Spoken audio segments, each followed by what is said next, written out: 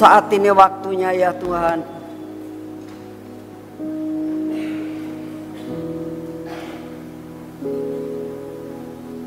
Engkau kuasai akan jiwa kami, Engkau kuasai hati kami, Engkau kuasai akan tubuh kami.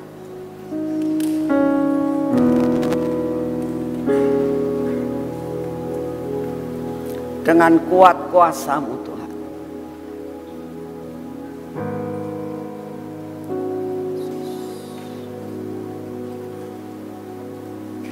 Dan saat ini Engkau berbicara kepada kami. Kami mau siap untuk mendengar apa yang Engkau mau. Benar-benar Kau siapkan hati kami Tuhan. Siapkan hati kami. Kuasai hamba-Mu, kuasai bibir mulut hamba-Mu, sehingga hamba-Mu boleh menyampaikan apa yang Engkau mau, tepat seperti yang Engkau mau. Kami berdoa untuk semua sound yang ada, buat suara ini dapat didengar dengan baik, baik yang ada di tempat ini maupun yang streaming. Tidak ada suatu gangguan apapun, sehingga apa yang menjadi pesan-Mu pada malam ini dapat diterima dengan baik. Terima kasih untuk semua. Dalam nama Tuhan Yesus. Yang percaya katakan sama-sama, amin.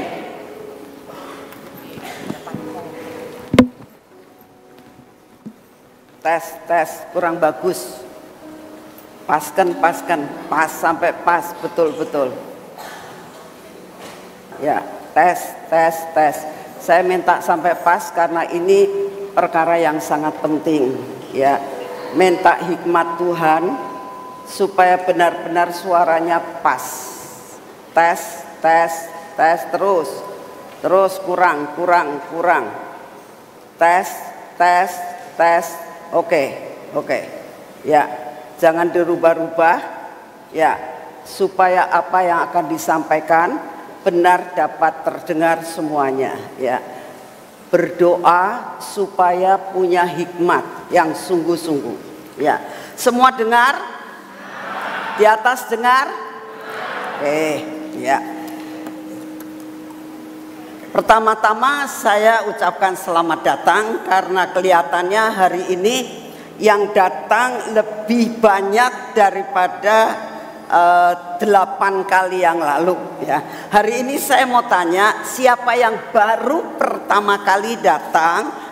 Maksudnya mungkin saudara sudah streaming, tapi yang datang di tempat ini yang baru pertama kali, ini terakhir dalam tahun ini ya. Siapa coba angkat tangan? Wow, tuh, beri kemuliaan buat Tuhan. Ya, daerah sana banyak yang baru. Nggak apa-apa ya. Yang penting tetap bisa menikmati akan ibadah di tempat ini, sekalipun kali ini adalah kali yang terakhir dari tahun ini ya. Untuk tahun depan kita belum tahu apakah Tuhan suruh mengadakan lagi atau selesai, atau Tuhan mau apa. Dengar akan berita yang akan datang ya. Nah, saudara, kenapa saya katakan hari ini itu hari yang sangat-sangat luar biasa?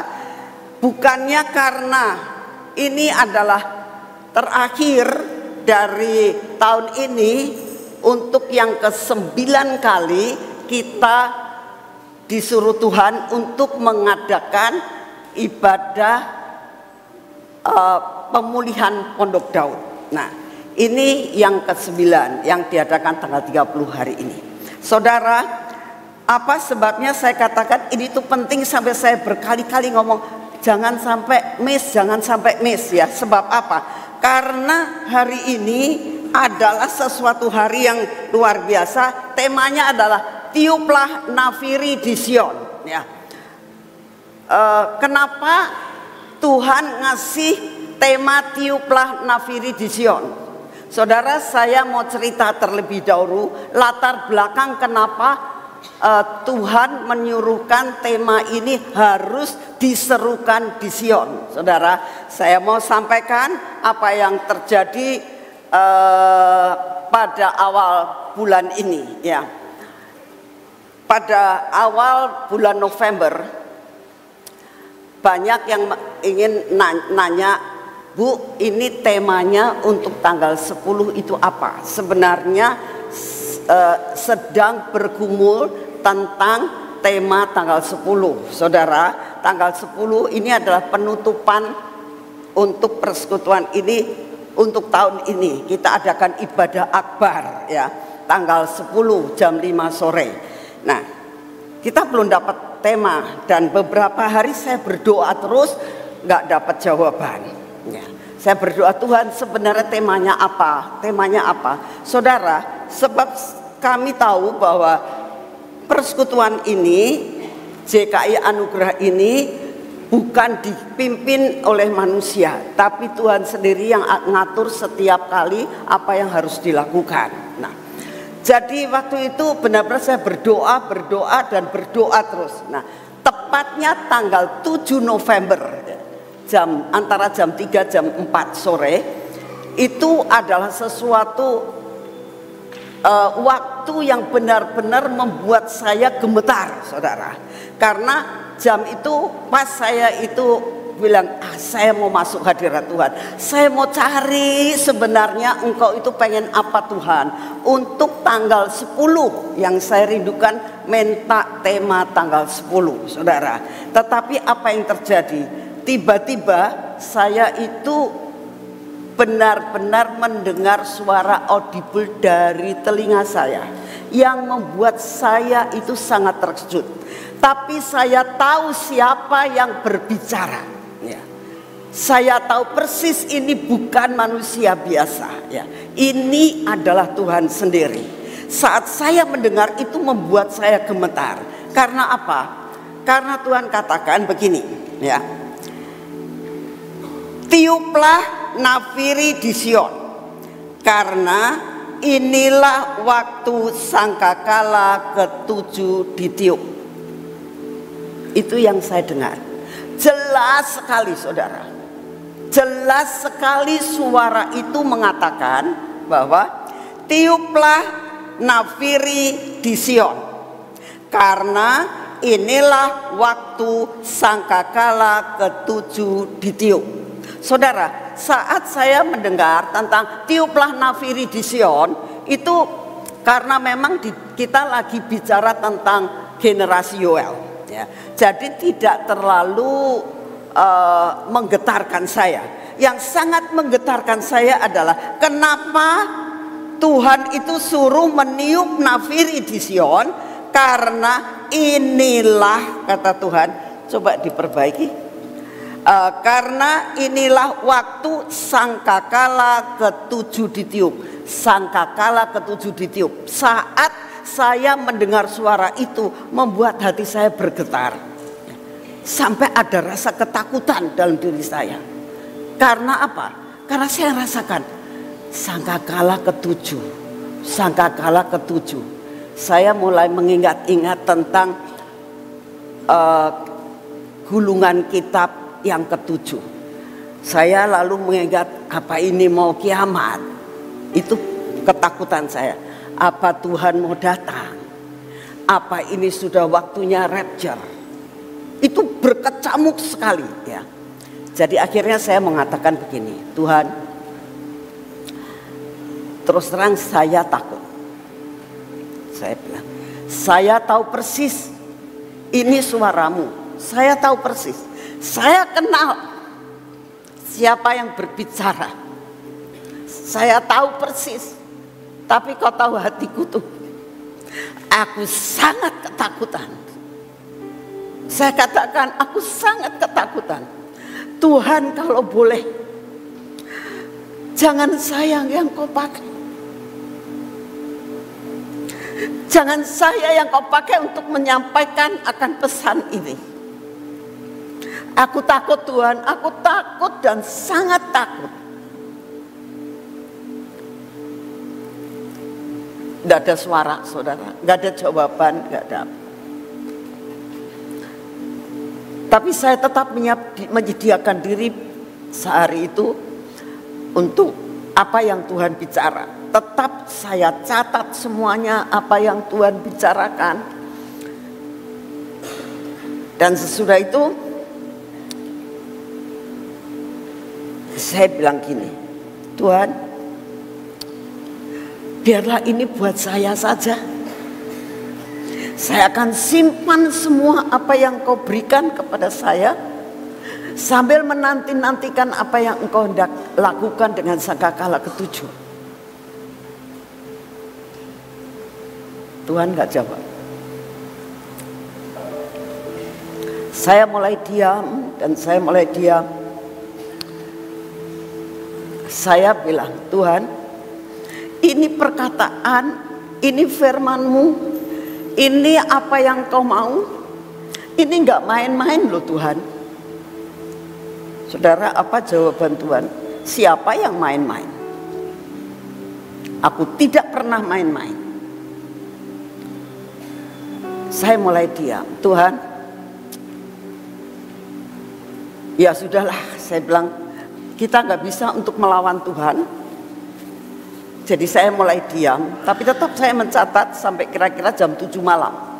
Dan saya ingat tanggal 7 itu Sophie dan Freddy nggak ada di Indonesia, lagi pergi ke Singapura waktu itu. Saya mulai diam, saya nggak cerita kepada siapapun juga, nggak berani ngomong ke siapa-siapa. Terus akhirnya tanggal 9 saya pelayanan di Jakarta, ketemu mereka dan saya sedikit cerita. Ini kok kelihatannya Tuhan mau datang atau gimana ya? Kok sangkakala ketujuh kok sudah mau ditiup gitu. Cuman begitu sampai batas itu. Tapi mama takut untuk menyampaikan. Itu saya simpan, saudara. Semua saya simpan. Saya bergumul dengan benar-benar karena saya ini bukannya pakar untuk bicara akhir zaman. Ya. Tapi apa yang terjadi? Tiba-tiba tim dari Moreserolo kan datang ya. Yang datang kemarin ini atau yang streaming tahu ya, yang namanya Anita Kim memang datang ke Indonesia dan karena dia sakit, dia menyampaikan firman melalui Zoom. Tapi timnya datang ke sini. Nah, pada saat Anita Kim itu menyampaikan tentang rapture, Tuhan mulai bicara sama saya. Kamu tahu? Itu. Ya Tuhan, saya bilang. Dah. Lalu kan Anita Kim itu bicara tentang bahwa pada suatu malam, tengah malam sekitar jam 2, jam 3 dia dengar suara sangkakala. Ya, yang dengerin streaming atau yang di sini pasti ingat akan apa yang dikatakan.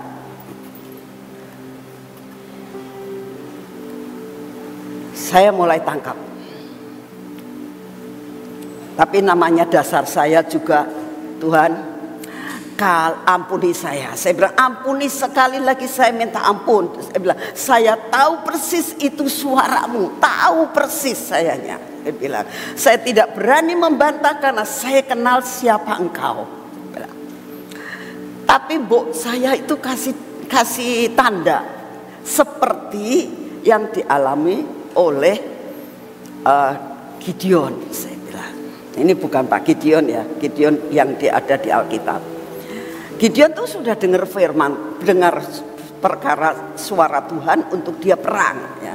Tapi dia masih minta tanda tentang ada embun dan sebagainya dan sebagainya. Saya bilang, Tuhan, Bu, malam ini saya tuh didengarkan sangkakala itu gitu. Itu malam itu saya tuh berjaga-jaga sungguh, saudara. Pas kira-kira jam 2 itu saya bangun. Wah, siapa tahu saya dengar sangkakala gitu.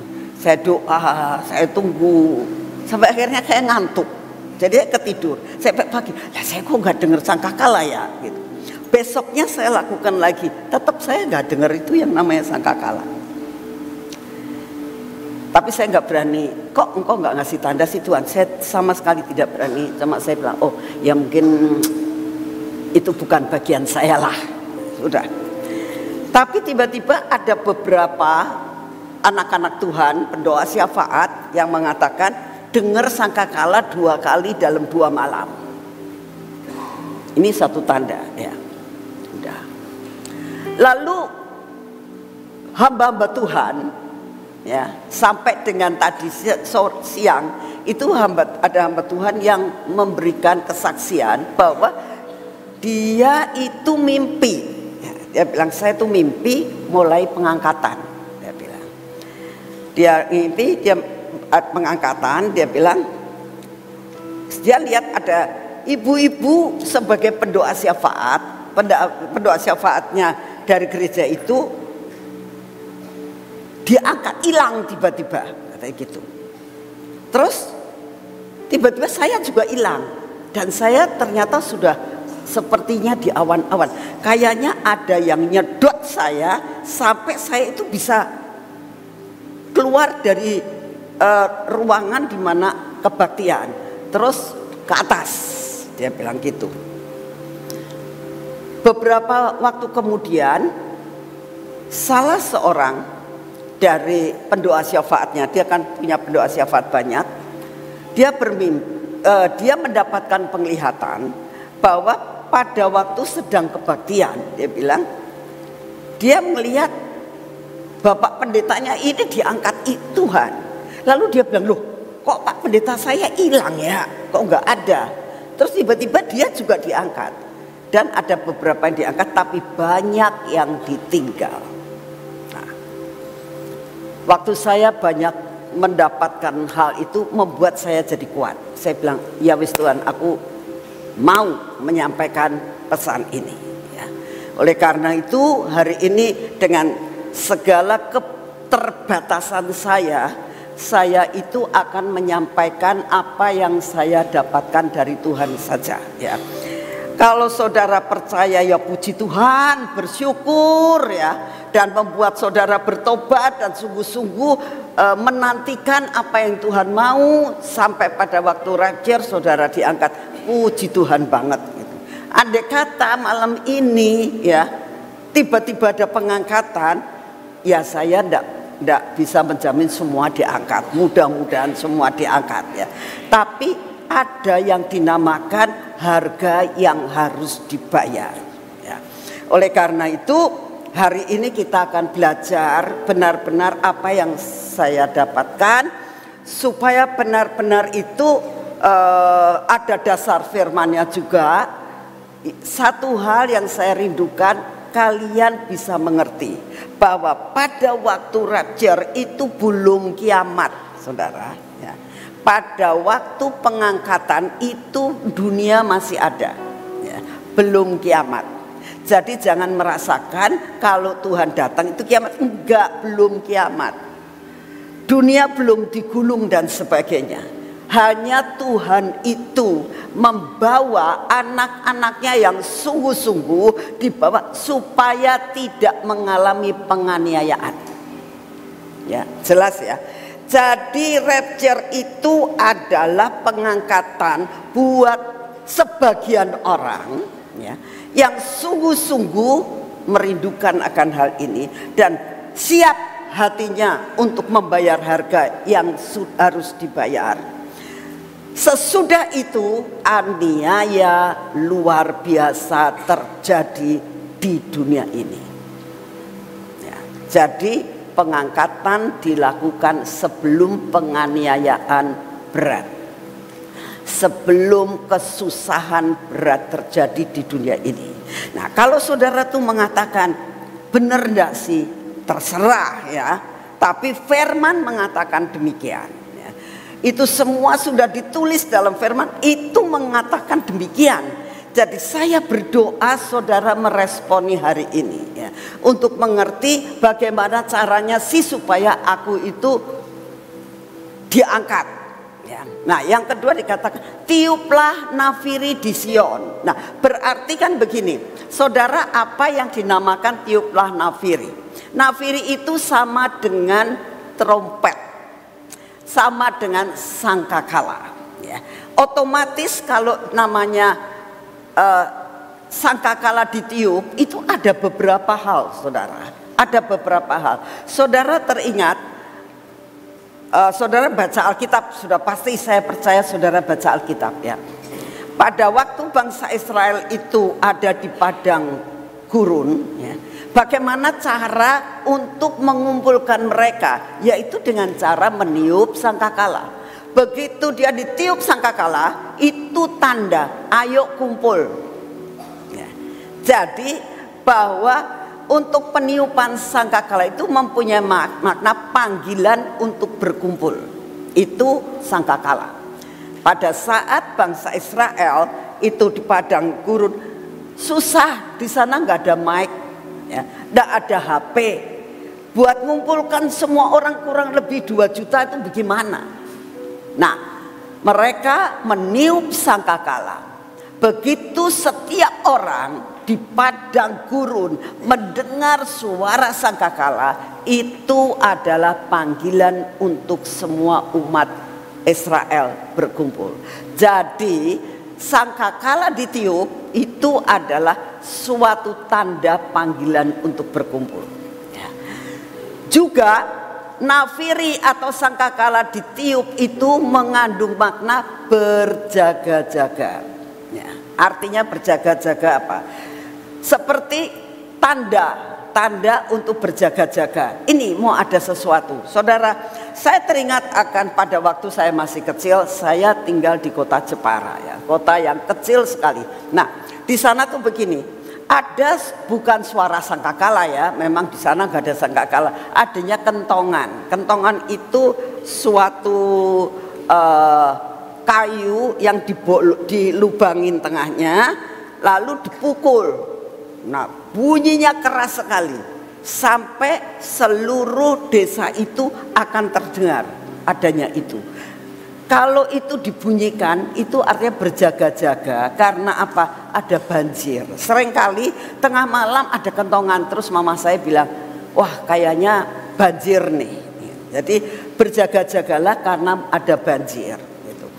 Kadang-kadang berjaga-jaga karena ada kebakaran. Di suatu daerah ada kebakaran, supaya rumah di sebelah-sebelahnya harus berjaga-jaga. Siapa tahu api itu akan terkena kepada rumah yang di sebelahnya. Itu arti daripada apa sebabnya dibunyikan panggilan sangkakala atau trompet itu panggilan berjaga-jaga. Nah, yang ketiga, bahwa sangkakala itu dibunyikan sebagai tanda peringatan akan datangnya suatu peristiwa yang penting. Ya. Nah, ini yang Tuhan mau. Bahwa tiuplah sangkakala di Sion, artinya beritakan, karena tanda-tanda akan datangnya suatu peristiwa yang penting. Itu saudara yang ingin disampaikan pada hari ini ya. Jadi kita akan baca sama-sama di dalam Yoel pasal 2 ayat yang pertama. Yoel pasal 2 ayat yang pertama, firman Tuhan mengatakan begini, tiuplah sangkakala di Sion ya. Jadi yang disuruh apa? Tetap tiup. Jadi ini bukan berarti saudara terus semuanya beli shofar, enggak perlu, nanti kalau enggak bisa niup juga jelek suaranya ya. Bukan maksudnya semua harus punya shofar, tapi minimal saudara harus tahu yang harus disuarakan melalui mulut saudara. Amin. Amin. Ayo respon ya, supaya tidak ngantuk ya. Saya mau kamu respon, berarti kamu mendengarkan ya. Begitu kamu respon, kamu mendengarkan. Begitu kamu respon, itu ada sesuatu tindakan aku ngerti gitu ya. Aku ngerti yang diceritakan atau disampaikan hari ini, aku ngerti ya. Jadi setiap orang punya mulut ya. Coba saya lihat sebelah sana ngomongnya apa. Siapa yang nggak punya mulut, angkat tangan. Siapa yang punya mulut, teriak yang keras. Coba, siapa yang punya mulut teriak yang keras. Saya minta yang di atas coba teriak yang keras yang punya mulut. Saudara, jadi kalau saudara punya mulut itu sama dengan seperti trompet yang harus dibunyikan. Artinya adalah engkau harus memberitakan. Arti daripada tiuplah sangkakala itu artinya engkau harus memberitakan. Kenapa di Sion? Sebenarnya Sion itu adalah Yerusalem. Tapi di sini Tuhan katakan aku mengubah kota ini menjadi kota Sion. Jadi disinilah pertama kali diberitakan. Diberitakan melalui mimbar ini.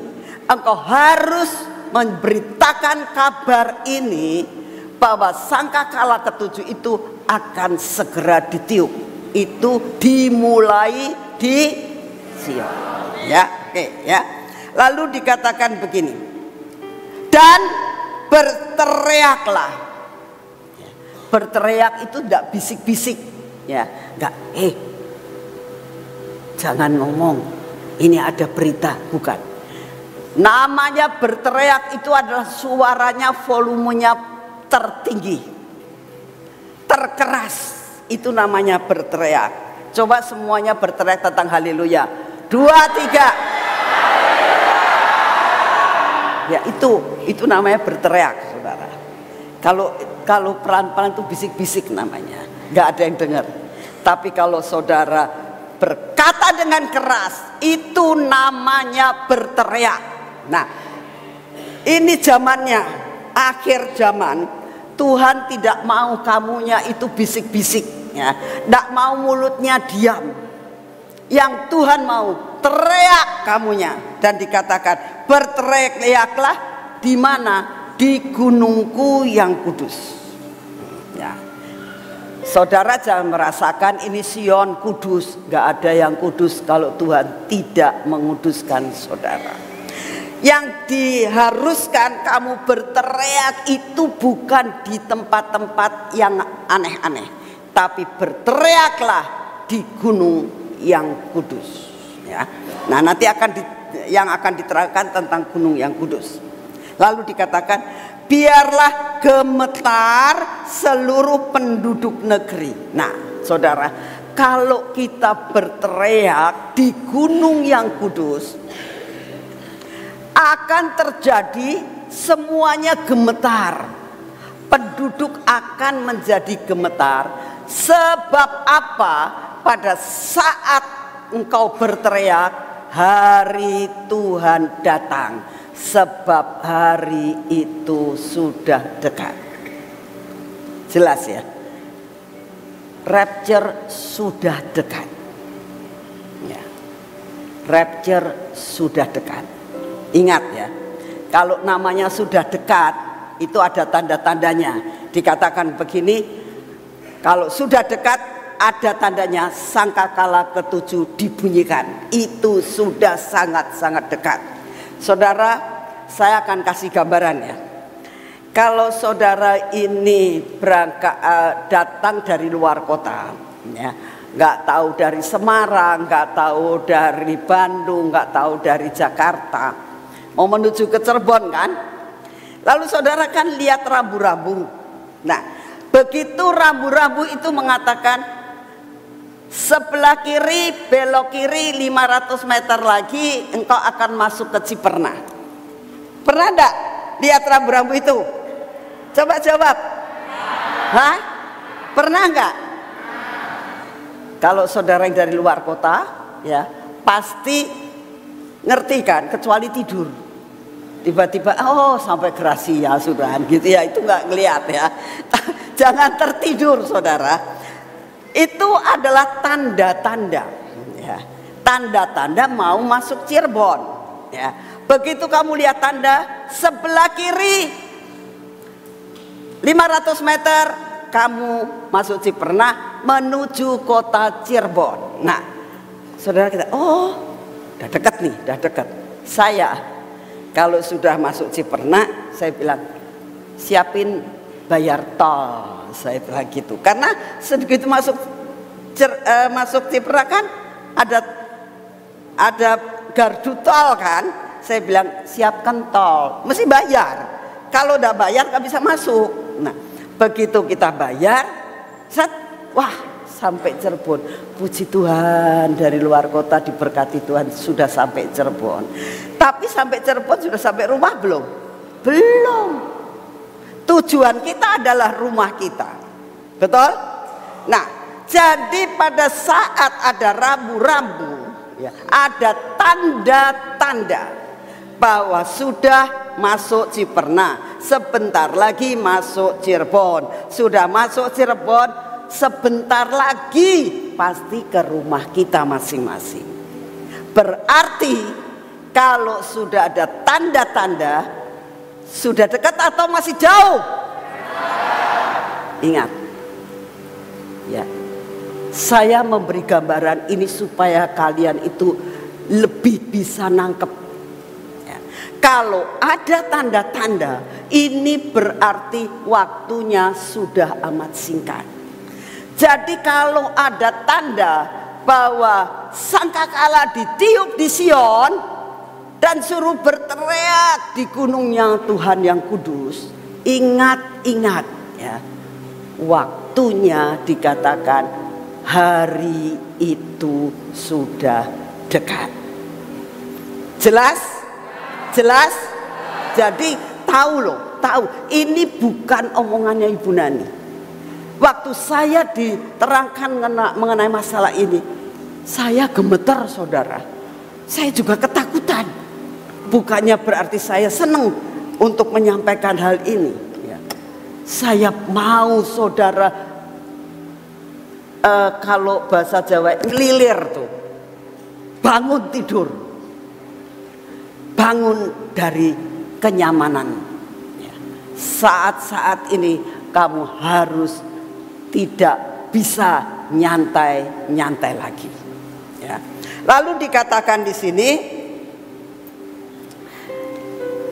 jadi yang harus diperhatikan pertama, meniup sangkakala di Sion. Nah, ini yang harus dipersiapkan ya. Apa yang harus disiapkan yaitu meniup sangkakala di Sion, dan yang kedua mempersiapkan diri untuk naik ke gunung kudusnya Tuhan, untuk berteriak. Ya kan? Tadi ya ada dua hal. Nah, sekarang bagaimana cara kita itu naik ke gunung Sion? Ya kan? Dikatakan kamu harus naik ke gunung Sion dan kamu harus berteriak di sana. Betul tadi dikatakan begitu. Nah, jadi kita kan harus naik ke gunung Sion. Nah, bagaimana kita bisa naik ke gunung Sion? Nah, kita akan baca di dalam Mazmur pasal 24. Dikatakan begini, siapa yang boleh naik ke atas gunung Tuhan? Tadi kan gunung Sion itu gunungnya Tuhan, gunung di mana Tuhan ada. Katakan, siapakah yang boleh berdiri di tempatnya yang kudus? Siapa yang bisa berdiri? Berteriakan tidak pakai tidur, berteriak harus berdiri.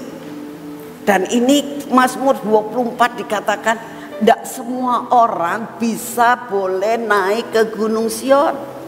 Siapa yang boleh berdiri dikatakan. Nah, jawabannya adalah orang yang bersih tangannya dan murni hatinya, yang tidak menyerahkan dirinya kepada penipuan dan yang tidak bersumpah palsu. Dalam terjemahan The Message dikatakan, siapa yang dapat mendaki gunung Allah, yang bisa masuk sampai berada di daerah atmosfernya dari surga, dikatakan, siapa yang dapat mendaki sisi utara yang kudus, hanya orang yang bersih tangannya, hanya orang yang murni hatinya. Digambarkan sebagai pria, orang-orang yang murni hatinya itu sebagai pria yang tidak berselingkuh, wanitanya yang tidak akan suka merayu-rayu. Nah, ini terjemahan dari The Message ya. Tapi yang saya ingin sampaikan adalah gini. Yang bisa kita meneriakan akan kabar kesukaan di gunung Tuhan yang kudus. Ini kenapa mati? Itu adalah dikatakan orang yang bersih tangannya, yang satu bersih tangannya, yang kedua murni hatinya ya. Lalu dikatakan orang yang tidak menyerahkan diri kepada penipuan. Nah, itu yang bagaimana? Bisa enggak, saudara? Nah, ini ada 3 hal yang dikatakan bersih tangannya. Ini bersih tangannya bukan kalau mau makan cuci tangan, bukan. Artinya bersih tangannya, tangannya tidak pernah dipakai di dalam perkara-perkara yang tidak baik. Nah, lalu saudara kan mengatakan, bisa enggak sih kita itu berbuat seperti itu? Kalau misalnya tinggalnya di biara, mungkin juga kemungkinan bisa ya. Tidak pernah kerja di rumah, baca Alkitab, menyembah Tuhan, gak kerja, mungkin bisa. Tapi kalau kita bisnis ya, ini semuanya orang-orang ini kan masih bisa kerja ya. Ya kerja ya, ketemu sama klien-klien yang bikin jengkel ya. Terus kita itu ketemu dengan orang-orang yang menipu kita mungkin ya. Terus kita ketemu dengan semua masyarakat. Bisa enggak sih kita itu kerjanya tangannya bersih? Apa yang dinamakan dengan tangan yang bersih? Tidak pernah melakukan korupsi misalnya ya. Tidak pernah kerjanya itu nggak benar. Artinya gini, kalau kamu jual gula 1 kilo ya harus 1 kilo timbangannya. Kalau kamu jual gula dengan nimbang dengan pakai tangan kamu, lalu kamu nimbangnya cuma 9,5 ons, itu sudah nggak benar ya. Tangan ini artinya tangan yang bersih itu adalah melakukan segala sesuatu dengan benar ya. Lalu dikatakan hatinya apa? Hah? Murni. Hati yang murni itu yang bagaimana? Luar dan dalam sama ya. Kalau iya ya ya ndak ya ndak gitu loh. Jangan iya tapi hatinya kita enggak ya. Saudara, itu sering kali saudara ya. Saya pun dengan begini, iya aku pernah berbuat seperti ini Tuhan ya. Saudara, pada suatu saat saya itu waktu sekolah di notaris ya, ada satu mata pelajaran di mana gurunya tuh killer banget, gurunya tuh galak dan rasanya tidak mau disaingi karena dia juga notaris gitu loh. Pengennya kalau bisa kamu jangan jadi notaris, nah jadi saingan saya, seolah-olah begitu. Itu menurut penilaian saya ya. Karena saya sudah 2 kali jadi tanya jawab ya, modeling namanya waktu itu tanya jawab. Tidak usah pakai tulisan tapi ditanya harus jawab 2 kali. Saya diomong kamu nggak lulus, kamu mau balik seminggu lagi boleh. Itu saja sudah, aku tuh jawab benar loh sebenarnya. Tapi kan nggak berani ngomong, ya kan? Salah. Balik lagi seminggu. Ya, kitanya murid sih. Dalam hati saya, ya sekarang aku mau nurut kamu.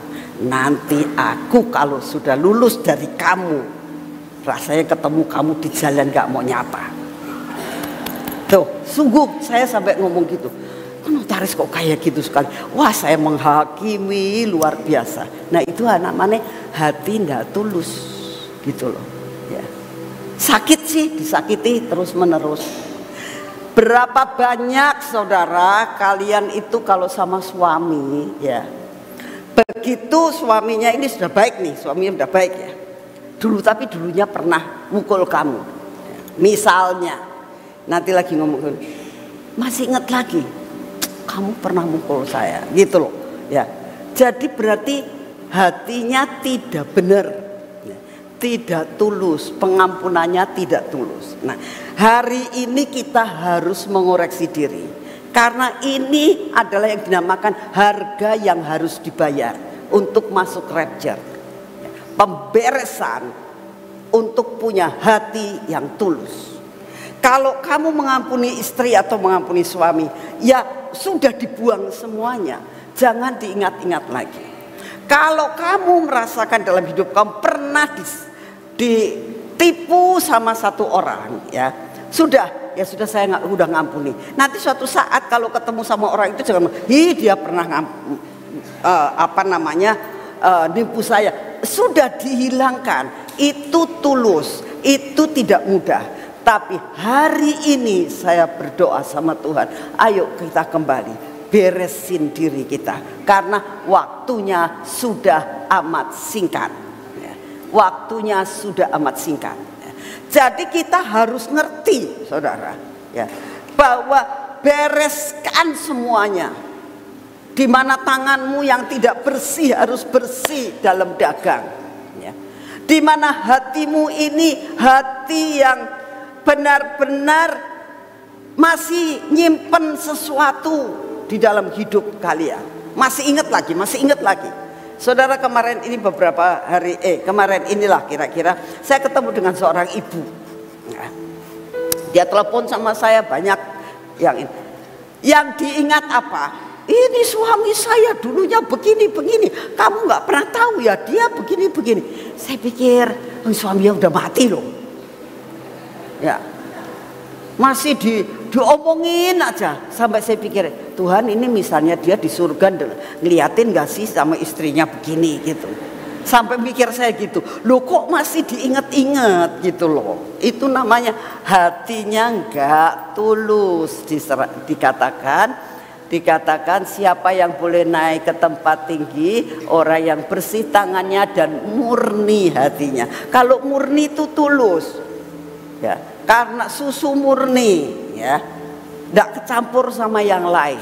Nah, jadi harus punya hati yang murni. Nah, lalu kalau saudara katakan, bisa nggak sih Bu? Bisa. Kalau engkau terus meminta sama Tuhan, lepaskan aku Tuhan, ya. Yang tadi nyanyian tadi itu, begitu Tuhan datang, semua belenggu dilepaskan, betul kan tadi ya? Dan saya mendengar bahwa belenggu ini jatuh, betul tadi nyanyiannya begitu kan? Jadi bagi Tuhan tidak ada barang mustahil untuk kamu dapat melakukan akan hal itu. Contohnya di Alkitab ada nggak Bu? Ada. Ya. Nah sekarang tak ceritain ya. Tangan yang bersih, ya, sama hati yang tadi? Hati yang murni, itu contohnya di Alkitab ada tidak? Ada. Tak ceritani ya. Siapa itu yang hatinya tulus, ya, hatinya itu murni, itu siapa? Yusuf, suaminya Maria, ya, tak ceritani ya. Dia itu dikatakan dalam firman Tuhan hatinya tulus dan baik, ya. Itu namanya tangan yang bersih dan hatinya murni, ya. Nih tak ceritani, suatu saat saya akan main drama sedikit supaya kamu, oh iya dia murni memangnya gitu ya. Suatu saat Yusuf ini pacaran sama Maria, pacaran. Nah, sampai masa mereka bertunangan. Nah, kalau orang Yahudi namanya tunangan itu sudah jadi suami istri, cuma belum boleh serumah, ya. Dan nanti boleh menjadi satu rumah sesudah mereka itu pesta jreng ya, pesta. Nah baru boleh serumah. Tapi mereka itu sudah, kalau sekarang adalah gini, sudah tunangan, sudah catatan sipil, ya. Secara hukum itu sudah suami istri, ya.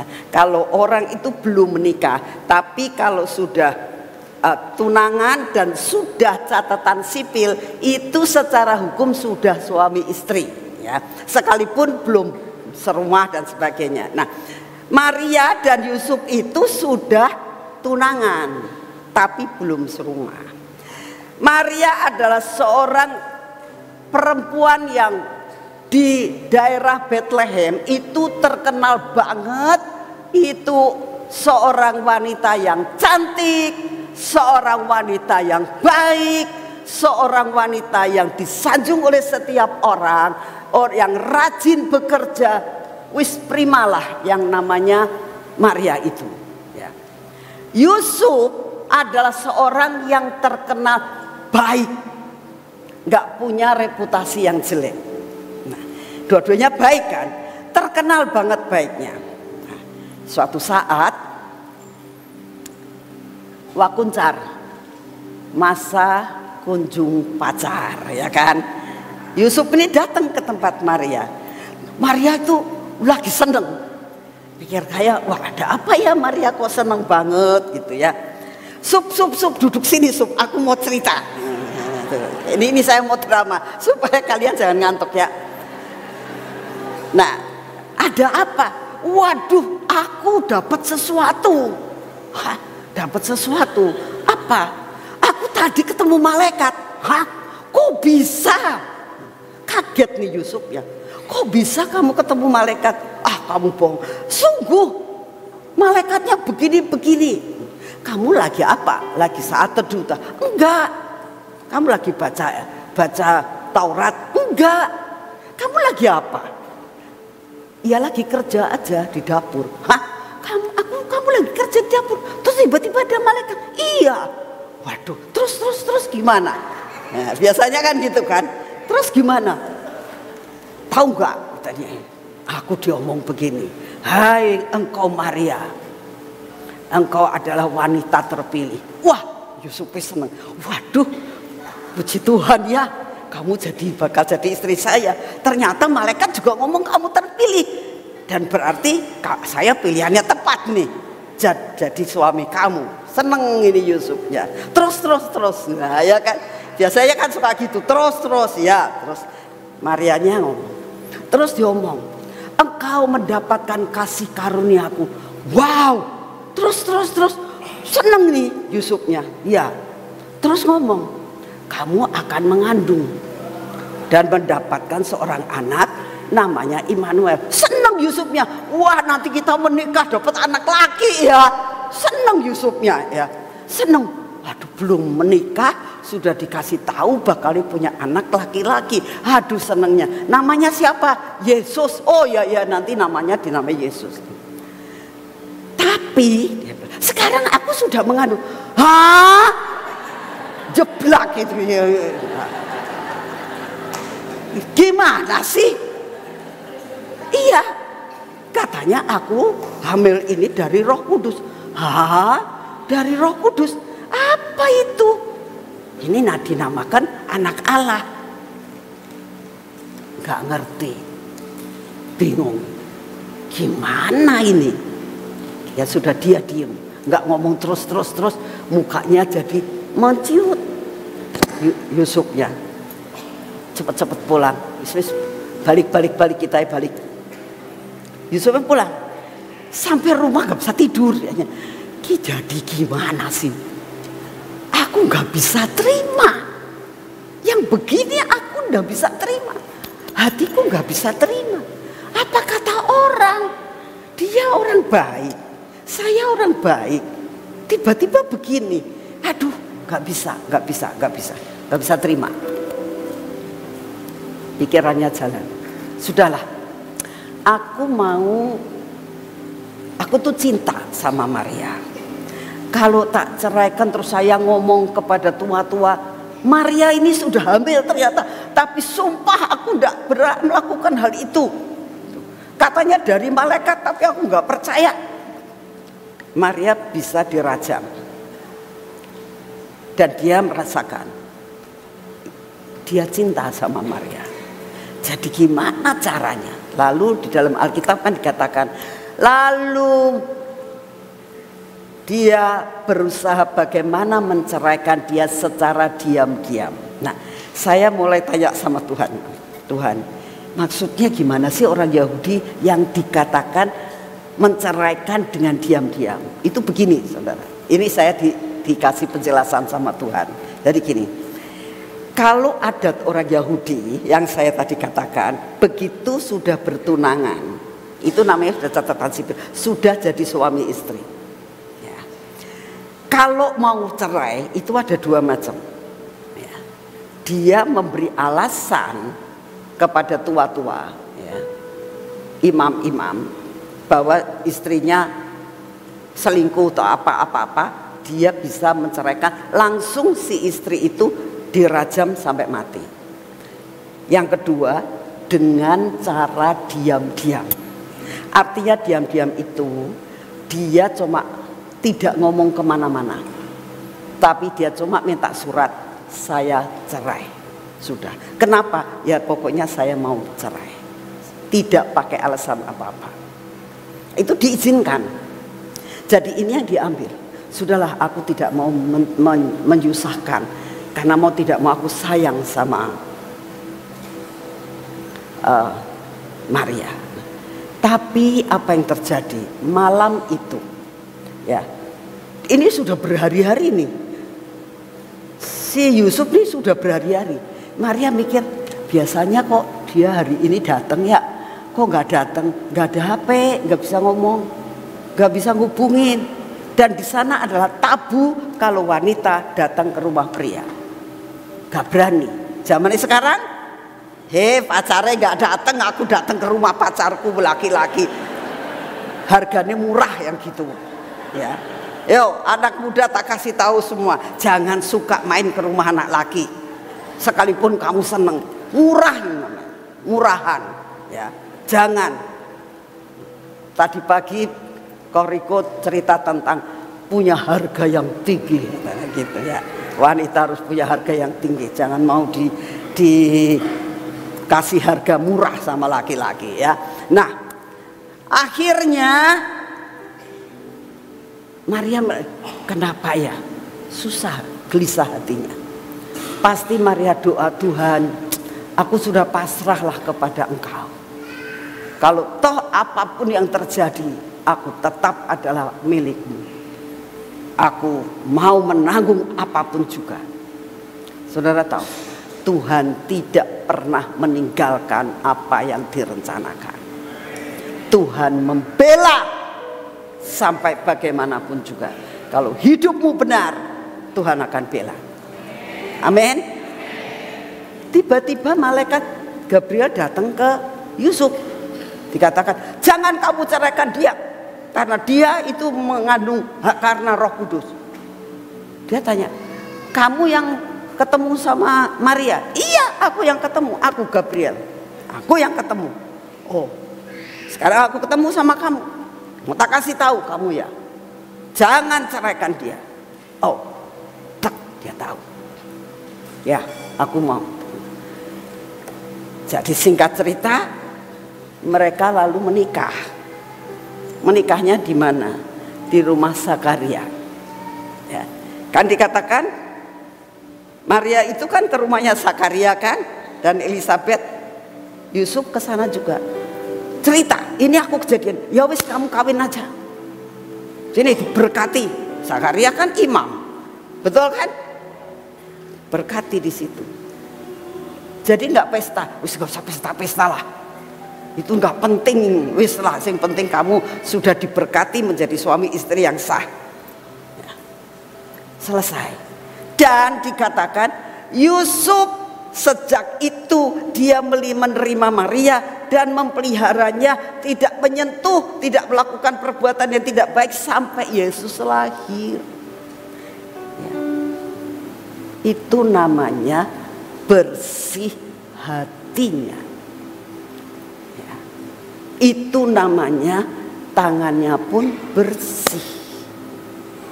Jadi ada contohnya. Saya berdoa saudara, dalam masalah apapun, kamu dibenci orang, kamu dijahati orang, kamu mengalami masalah apapun, ingat, Tuhanlah pembela kita. Amin. Tuhan yang akan membela saudara sehingga saudara bisa menjadi orang yang bersih tangannya dan hatinya juga bersih. Yang seperti itu yang boleh naik ke gunungnya Tuhan, ya. Nah, terus sekarang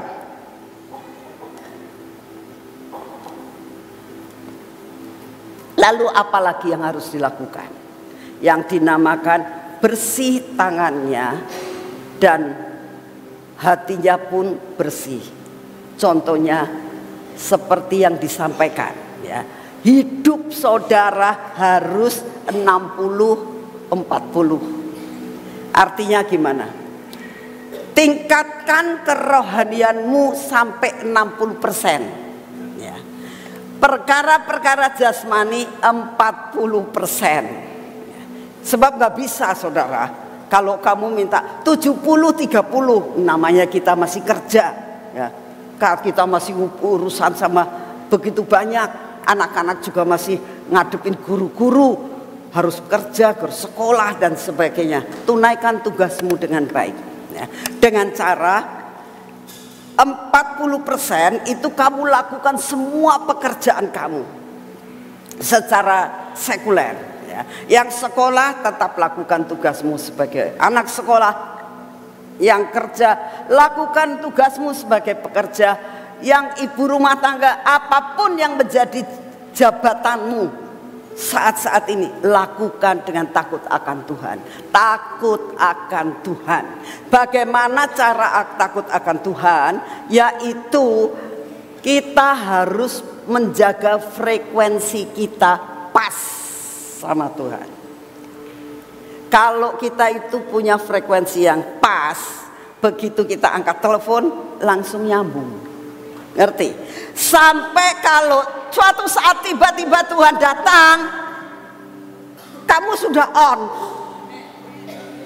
tidak off, ya. Itu caranya kalau saudara punya kehidupan rohani 60 dan 40. Bisa enggak? Sangat bisa. Caranya bagaimana? Setiap kali bertanya-tanya dalam menghadapi apapun juga. Kalau kamu misalnya contoh, ya, lagi pergi naik mobil, ya setelah lagu-lagu Kristen, ya, setelah khotbah-khotbah itu ngisi, ya. Kalau mau berbuat jahat, pikiran yang nggak benar itu bisa dibersihkan dengan pujian dan penyembahan, ya. Misalnya suatu saat kita jalan yang macet, itu yang sering saya lakukan saudara.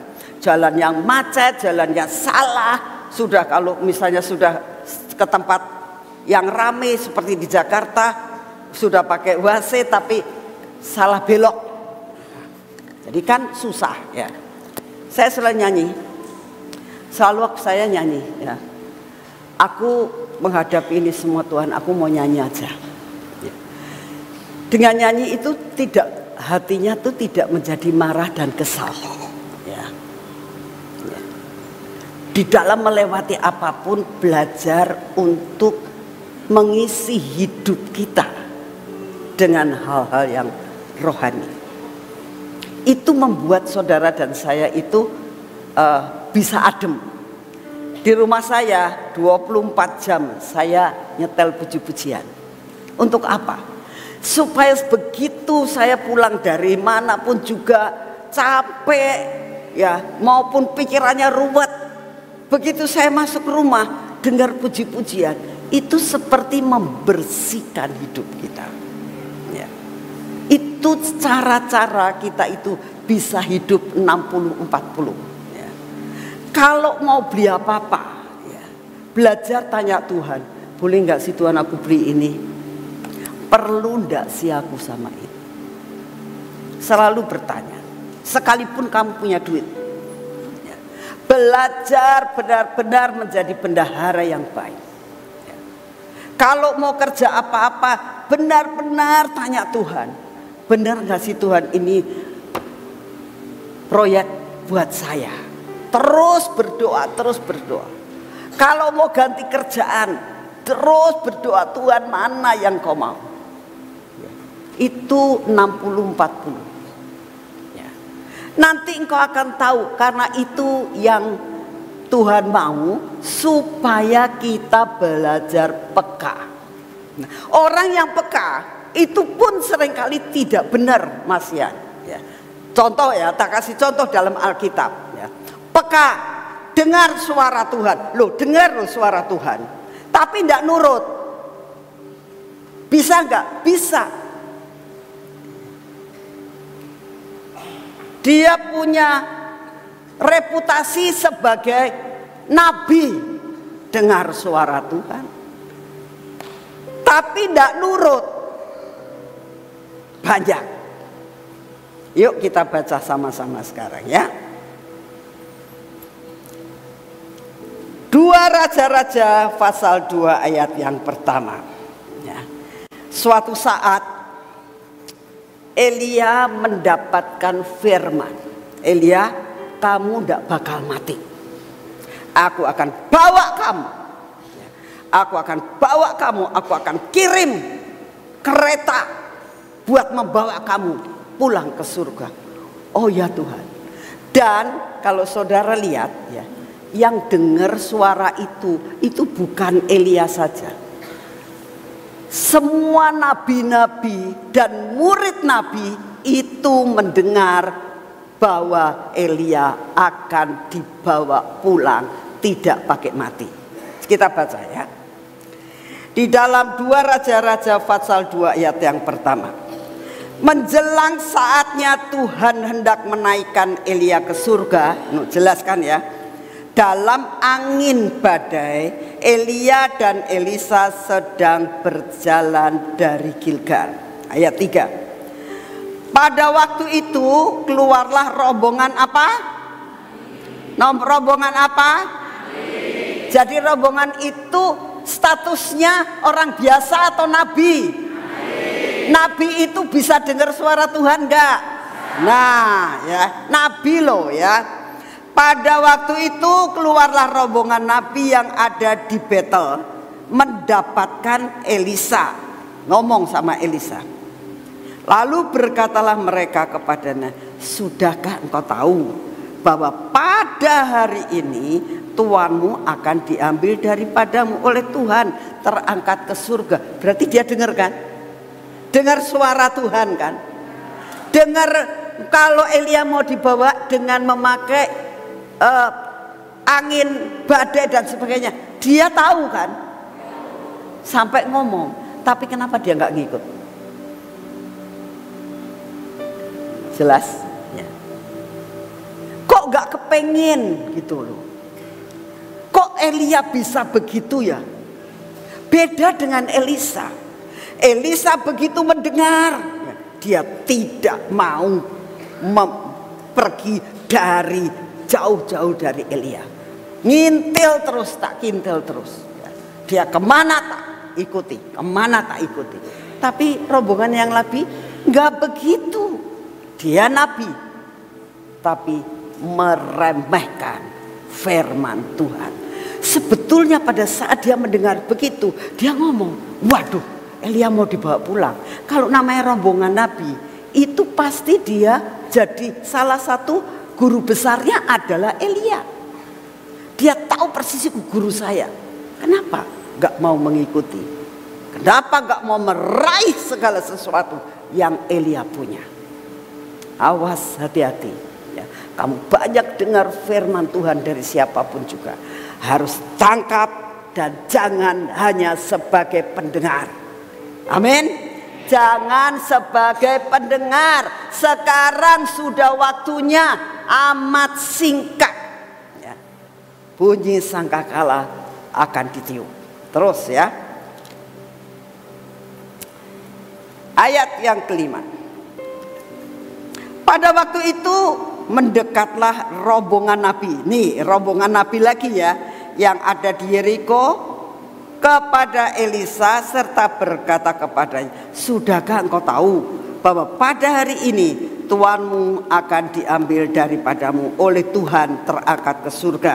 Jawabnya, aku juga tahu. Diamlah. Elisa juga tahu.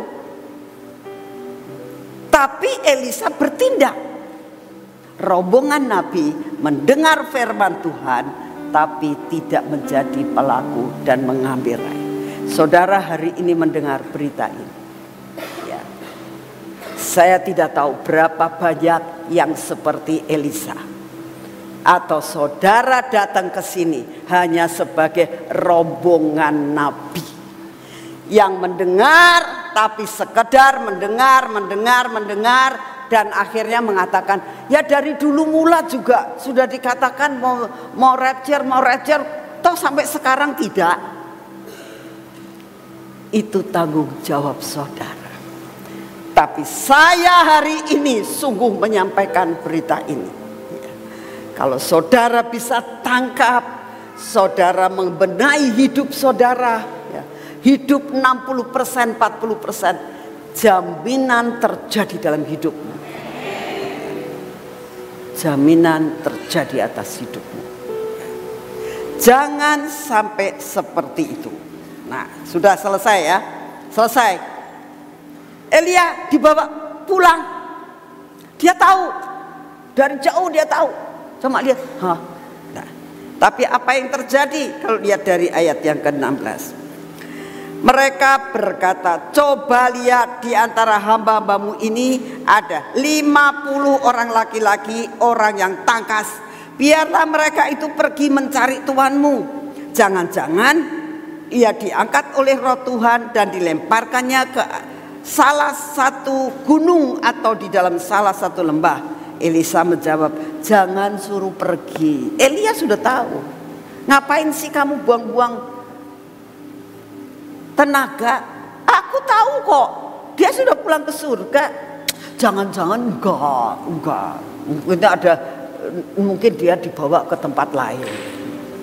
Berarti dia nabi tapi tidak percaya. Melihat Elia naik, tapi dia tidak percaya. Tetapi ketika mereka mendesak-desak, dia sampai memalukan. Nabi kok kayak begitu ya. Maka berkatalah ia, suruhlah pergi. Mereka menyuruh 50 orang. Orang itu mencari 3 hari lamanya, tetapi tidak bertemu dengan Elia. Ketika mereka kembali kepada Elisa yang masih tinggal di Yeriko, berkatalah ia kepada mereka, bukankah telah kukatakan kepadamu jangan pergi. Ya. Seringkali kita itu tidak percaya sama firman. Sudah dikasih firman, jangan pergi. Ya, masih bikin cara yang lain, siapa tahu nanti ada yang begini, siapa tahu, buang-buang duit. Saudara, saya mau kasih tahu ya. Kalau sudah dapat firman, kita percaya, ya sudah. Buat apa kita buang-buang tenaga? Betul? Mau percaya seperti itu atau mau percaya seperti rombongan nabi? Jawab. Belajar seperti Elisa. Percaya penuh. Apa yang disampaikan itu betul-betul harus diresponi. Ya. Ya, sekarang yang kedua, ini panjang saudara. Nanti kalau sudah panjang begini nanti masih separuh, nanti buat besok. Ya. Yang kedua dikatakan bunyikan tanda bahaya di gunungku yang kudus. Ya. Saudara, tanda bahaya, tanda bahaya. Nah, ini kita mulai masuk kepada sangkakala ke-7. Ya. Tapi sebelum kita bicara tentang sangkakala ke-7, ini sudah mau masuk. Saya minta kalian benar-benar memperhatikan ya, karena ini sudah masuk ke dalam tentang peniupan sangkakala ke-7. Tapi sebelum ini terjadi, kita akan baca dari Wahyu pasal yang kelima. Nah, ini sudah mulai ya. Kita tadi sudah belajar bagaimana punya tangan yang bersih, menggemakan segala sesuatu. Ini kita masuk ke dalam intinya ya. Perhatikan sungguh-sungguh, perhatikan sungguh-sungguh. Di dalam Wahyu pasal 5, dalam Wahyu pasal 5 saya akan terangkan, ini perlu perhatian yang ekstra. Di dalam Wahyu dari pasal 5, 6, 7, 8 sampai Wahyu 11 ya. Ini mengenai masalah tentang gulungan kitab. Jadi ada 2 gulungan kitab. Dalam Wahyu pasal yang kelima ya, dalam Wahyu pasal yang kelima, saudara nanti baca lagi di rumah untuk lebih memperdalam lagi. Tapi saya mau berusaha untuk kamu tangkap dulu ya. Dalam Wahyu, perhatikan ya, dalam Wahyu pasal yang kelima itu diterangkan tentang gulungan kitab yang termeterai. Ada gulungan kitab yang termeterai dan ada 7 meterai. Jadi saya mau gambarkan ya. Ini gulungan kitab. Gulungan kitab digulungkan. Isinya apa? Isinya tentang segala rencana Tuhan, tentang malapetaka yang bakal terjadi. Itu dalam Wahyu pasal 5. Tapi dikatakan gulungan ini ada gulungan 1, 2, 3. Ini meterainya ada 7. Meterainya 1. Gulungan yang tertutup begini, termeterai, namanya gulungan yang termeterai. Itu ada gulungan yang kedua, semua termeterai ya. Nanti ada gulungan kitab yang terbuka di dalam pasal yang ke-10 kalau tidak salah, nanti akan dibahas. Tapi ini kita bicara tentang gulungan kitab yang termeterai. Itu dalam pasal 5. Sebelum kita membahas gulungan kitab tentang sangkakala, kita harus belajar kitab ini dulu ya. Jadi jelas ya. Nah, ini kita akan baca sama-sama di dalam Wahyu 5 ayat 1. Maka ini yang mendapatkan penglihatan itu adalah Yohanes. Yohanes itu adalah salah satu murid Tuhan Yesus. Yang namanya Yohanes itu salah satu murid Tuhan Yesus yang disayang sama Tuhan Yesus, yang menjadi salah satu dari 3, Yohanes, Yakobus sama Petrus. Ini Yohanes yang dia sampai tua dan mendapatkan pewahyuan di Pulau Patmos. Nah, waktu itu dia Pulau Patmos, dia diajarin tentang akhir zaman ya. Nah, ini dalam Wahyu 5 ayat 1, perhatikan sungguh-sungguh. Maka dikatakan Yohanes, ini Yohanes ya, melihat di tangan kanan dia yang duduk di atas tahta itu, di tangan dia, tangan Yahweh ya. Jadi waktu itu Yohanes melihat di tangan kanannya Yahweh itu yang duduk di atas tahta itu sebuah gulungan kitab yang ditulisi sebelah dalam dan sebelah luar dan dimeterai dengan 7 meterai yang saya kasih tahu ya. Ada gulungan yang dimeterai dengan 7 meterai. Jelas ya. Ini gulungan yang dimeterai ya, jelas. Yuk teruskan. Ini perlu perhatian ya. Dan Yohanes melihat seorang malaikat yang gagah berseru dengan suara nyaring, katanya, siapakah yang layak membuka gulungan kitab itu dan membuka meterai-meterainya? Tetapi tidak ada seorang pun di surga atau yang di bumi atau yang di bawah bumi. Jadi saudara tahu ya, di surga, di bumi, ada di bawah bumi ya. Ketiga-tiganya itu tidak ada yang dapat membuka gulungan kitab itu atau yang dapat melihat sebelah dalamnya. Maka menangislah Yohanes dengan amat sedihnya, karena tidak ada seorang pun yang dianggap layak untuk membuka gulungan kitab itu ataupun melihat sebelah dalamnya. Ayat 5, lalu berkatalah seorang dari tua-tua kepadaku, jangan engkau menangis. Sesungguhnya singa dari suku Yehuda, yaitu Yesus, yaitu tunas Daud, yaitu Yesus, telah menang, sehingga Yesus dapat membuka gulungan kitab itu dan membuka ketujuh meterainya. Jadi ada kitab tertutup, yang bisa buka hanyalah Anak Domba Allah. Maka Yohanes melihat di tengah-tengah tata dan keempat makhluk itu dan di tengah-tengah tua-tua itu berdirilah seekor anak domba seperti telah tersembelih. Ini gambaran Tuhan Yesus. Bertanduk 7 dan bermata 7. Itulah 7 roh Allah yang diutus ke seluruh bumi. Lalu datanglah anak domba itu dan menerima gulungan kitab itu dari tangan dia yang duduk di atas tahta itu. Ketika anak domba itu mengambil gulungan kitab itu, tersungkurlah keempat makhluk dan ke-24 tua-tua itu di hadapan anak domba itu.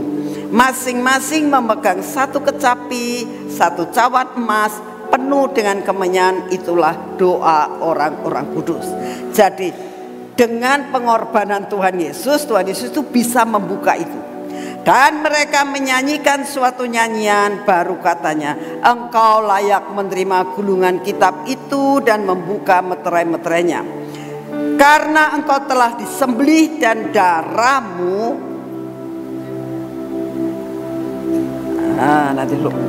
disembelih dan dengan darahmu engkau telah membeli mereka bagi Allah dan tiap-tiap suku dan bahasa dan kaum dan bangsa. Dan engkau telah membuat mereka menjadi suatu kerajaan dan menjadi imam-imam bagi Allah kita, dan mereka akan memerintah sebagai raja-raja di bumi. Maka aku melihat dan mendengar suara banyak malaikat sekeliling tahta makhluk-makhluk dan tua-tua itu, jumlah mereka berlaksa-laksa dan beribu-ribu laksa. Katanya dengan suara nyaring, anak domba yang disembelih itu layak menerima kuasa dan kekayaan dan hikmat, kekuatan, hormat, kemuliaan dan puji-pujian. Dan aku mendengar suatu makhluk di surga dan yang di bumi, di bawah bumi dan yang di laut dan semua yang ada di dalamnya berkata, bagi dia yang duduk di atas tahta dan bagi anak domba adalah puji-pujian, hormat, kemuliaan, kuasa sampai selama-lamanya. Dan keempat makhluk itu berkata, amin. Dan tua-tua itu jatuh tersungkur. Saudara, ini cerita tentang Wahyu pasal 5. Ya, ada gulungan kitab yang termeterai 7 meterai. Tulisan di sini dan di sini penuh. Tulisannya apa? Tentang malapetaka. Ya. Jadi gulungan dalam Wahyu 5 itu semua tentang malapetaka. Nah, saya tidak membahas malapetaka dari gulungan meterai 1, 2, 3, 4. Saya tidak membahas itu. Jadi saudara kalau pengen tahu sejelas-jelasnya harus belajar dari pakar-pakar yang mendapatkan hikmat untuk membahas akhir zaman, ya.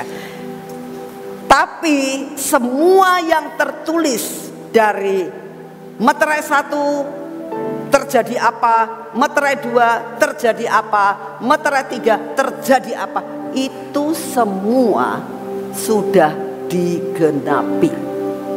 Sekarang itu sudah banyak digenapi. Saya tidak membahas itu, ya. Nah, lalu dikatakan di dalam meterai-meterai itu, dari meterai 1 ada bencana apa, meterai 2 ada bencana apa, meterai 3 ada bencana apa, semuanya itu sudah terjadi. Meterai 4 ada bencana apa, meterai 5 ada bencana apa, sampai meterai yang ke-6 itu semua dibahas. Nah, saudara, yang saya mau sampaikan saat ini yang akan disambung nanti jam 7 pagi, yang saya mau sampaikan adalah koreksi diri. Ya, koreksi diri dalam hidup saudara. Bagaimana aku bisa masuk di dalam naik ke gunung Tuhan? Bagaimana aku harus membersihkan diriku? Ada 2 yang saudara dan saya perlu renungkan, ya, sebelum kita teruskan ini semua. Yang pertama, ya, bereskan hidupmu, bersihkan tanganmu, ya, bersihkan hatimu. Yang kedua, frekuensimu harus dicocokkan dengan frekuensi surga. Minimal kamu harus punya nomor HP-nya surga, nomor HP-nya Tuhan Yesus. Kalau kamu tahu, ya, setiap waktu ada bunyi sangkakala, itu ada bunyi telepon, kamu tahu persis, ini waktunya, aku harus tahu. Sehingga kamu, saudara dan saya, tidak ditinggal.